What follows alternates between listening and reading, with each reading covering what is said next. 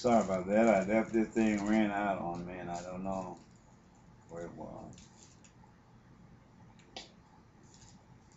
I'm gonna go back to Ezekiel chapter 1, verse 26.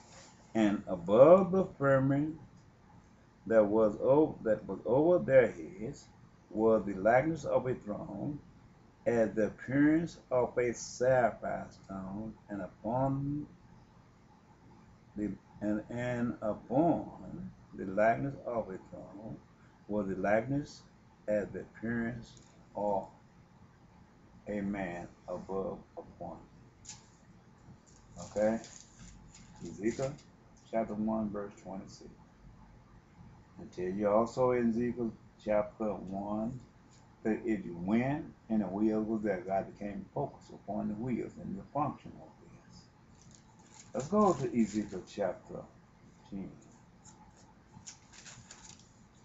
Because there's other parts in Ezekiel chapter 10. I'm not going to go to that part. That is, I am part of this Ezekiel chapter 3, where he told me to speak to the house of Israel, to let them know that had been a prophet among them. But let's go to Ezekiel chapter 10. What it said, then I looked, and behold, in the firmament that was above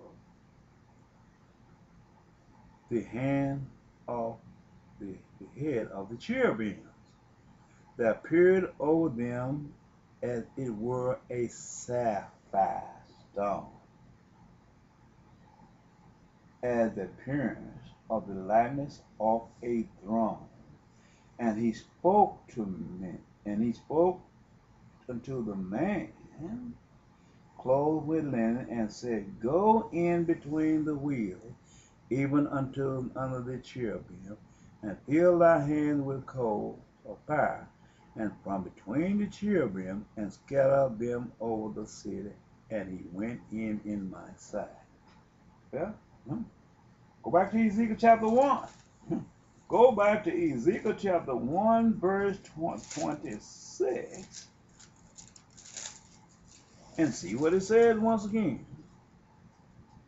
And above the firmament that was above their head was the likeness of a throne, and the appearance of a sapphire stone. That's all you need to know right there. And you go back to Ezekiel chapter 10. This one that he seen on a throne, he was like a sapphire stone. I mean, you don't need nothing's compelling of this. This is the reason he told me to come and speak to the people in Ezekiel chapter 3, 2 and 3, during the reign of Spatial. And he spoke unto the man clothed with linen, and said, go in between the wheels, even under the cherubim, and fill thy hand with coals of fire from between the cherubim, and scatter them over the city. And he went in my sight. Now the cherubim stood on the right side of the house when the man went in, and the cloud filled the inner court. Then the glory of the Lord, which is Jesus Christ, went up from the cherub, and stood over the threshold of the house, and the house was filled with the clouds, and the court was full of the brightness of the Lord's glory. And the sound of the cherubim's wing was heard even to the outer court, as the voice of the Almighty God when he spoke. In other words, it sounded like a cannonball had went off when God blew that space shell up over Texas the year of 2003. He even put it here in the Bible, but how long is you going to keep facing a lie and keep saying that God didn't blow up that space shell? I'm telling you that God blew the space shell up. I'm continually telling you this, but you want to live a lie and drag these people off in line. They're looking for a livelihood and don't know the hands of God is destroying the infrastructure of the United States of America until he's gonna run out of places to run out of places and run out of places to hide until God have consumed this earth through his word. 2003, God had Jesus Christ blow up the spaceship over Texas. The year 2003, Ezekiel 10:1. Then I looked, and behold, in the firmament that was above the head of the cherubim that appeared over them, as it were a sapphire stone, as the appearance of the likeness of the throne. And he spake unto the man clothed with many, and said, Go in between the wheels, even under the cherubim. Fill thy hand with coals of fire from between the cherubim, and scatter them over the city. And he went into Mount Sinai. In other words, he told them blow it up. They had an Israelite on board. One going up there, you ain't blessing Israel when you cursing him. God killed him. Why did God kill him? He spoke to the man clothed in linen. Now, then the glory of the Lord went up from the cherubim and stood over the threshold of the house. And the house was filled with the cloud. Okay. Let's go to 10:14.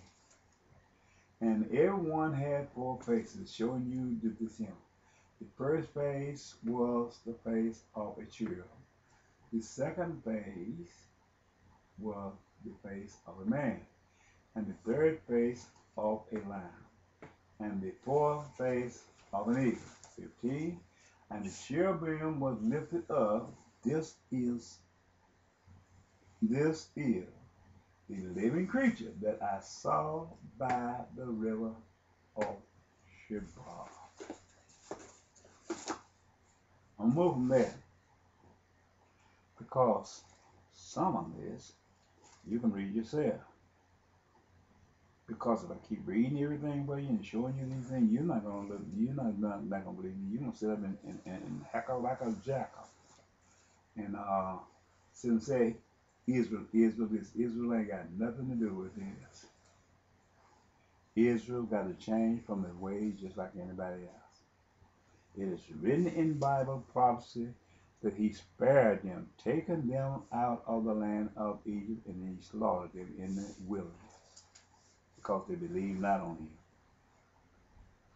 This is the way it is today.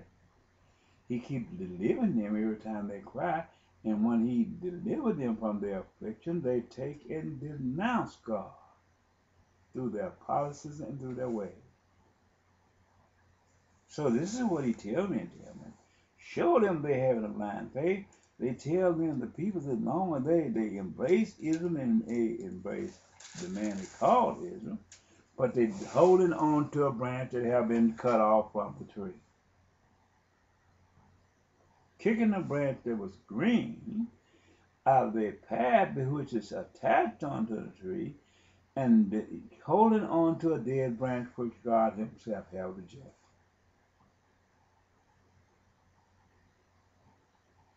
It's one thing to say you're Israel, but to live the life of an Israelite, that's far from it. This is what God talking about. This is what God told me.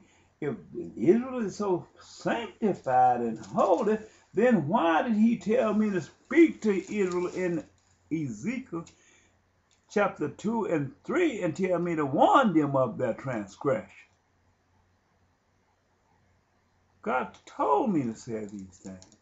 These are the words, not my word, but the words of the living God. So he seen there had been faults in the house of Israel. Had it not, he would never commanded me to don't be like this, how that I had to speak to them. And when any man sit and say to me, I'm sick of you talking about Israel.